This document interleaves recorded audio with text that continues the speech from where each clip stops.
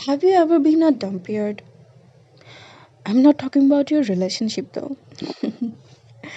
আপনার সাথে কি কখনো এমন হয়েছে যে মানুষজন, কাছের মানুষজন হতে পারে আপনার বন্ধু বা কাজিন বা পরিচিত কেউ, আপনাকে তাদের ডেইলি জার্নাল ঘন্টার পর ঘন্টা শুনিয়েছে। আপনি যেহেতু ভালো লিসনার, আপনিও শুনেছেন, এবং আপনি যেহেতু জাজ করেন না, সেহেতু আপনার কাছেই তারা বলে। কিন্তু যেইমাত্র আপনি আপনার কথাবার্তা বলা শুরু করলেন, মানে নিজের কথাবার্তা তাদেরকে বলা শুরু করলেন, নিজের স্ট্রেসগুলো শেয়ার করা শুরু করলেন, সেই মাত্র তাদের কাজ পড়ে যায়। আপনার কথাগুলা আর বলা হয় না।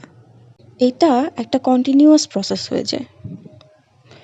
একসময় আপনি আর তাদের ডাম্পিয়ার্ড জোন হয়ে থাকতে চান না, অ্যাভয়েড করতে শুরু করেন। তাদের স্ট্রেস নিজের উপরে ট্রান্সফার করতে আপনি আর রাজি নন।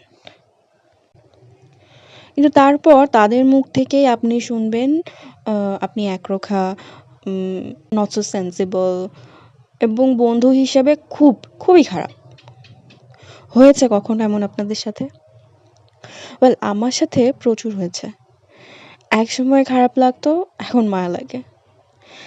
এরা আসলে কখনোই ভালো বন্ধু হতে পারে না, তবু মায়া লাগে।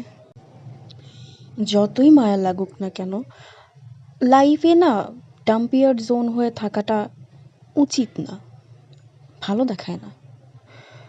আপনি আপনার কথা শেয়ার করবেন, আপনার সামনের মানুষটাও আপনাকে যখন কিছু বলবে সেটা শুনবেন।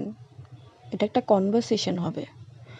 শুধু শ্রোতা হয়ে বা শুধু শুনে গিয়ে নিজের কথাগুলো এক্সপ্রেস করতে না পারলে জিনিসটা তো আর কনভারসেশন থাকে না, তাই না?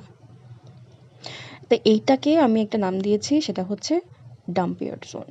মানে মানুষ নিজেদের প্রতিদিনের যে স্ট্রেসগুলো থাকে, প্রতিদিনের যে গল্পগুলো থাকে, সেগুলো আপনাকে ট্রান্সফার করে দিয়ে, আপনাকে বলে দিয়ে তারা তো হালকা হয়ে যায়।